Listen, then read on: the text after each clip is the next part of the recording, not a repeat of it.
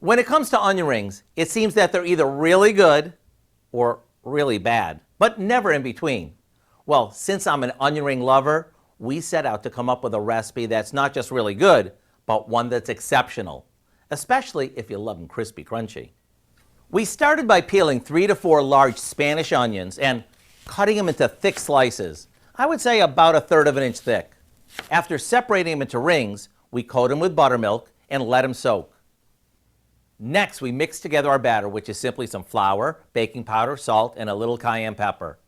To that, we add vegetable oil, a splash of lemon juice, an egg, and a bit of water.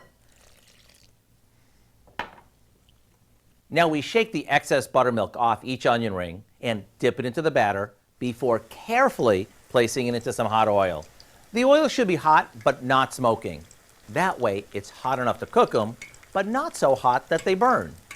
Once they're golden on both sides, we take them out and let them drain on some paper towels. This way they won't be too greasy. And that's all there is to it. So if you like an onion ring that has lots of flavor and is so crunchy it can be heard across the room, you're gonna love these. I really do hope you'll go online and get the recipe for our crispy buttermilk onion rings, which in my opinion are a hands down winner. I'm Howard of the Mr. Food Test Kitchen, where today we found a crunchy way for you to say, ooh, it's so good.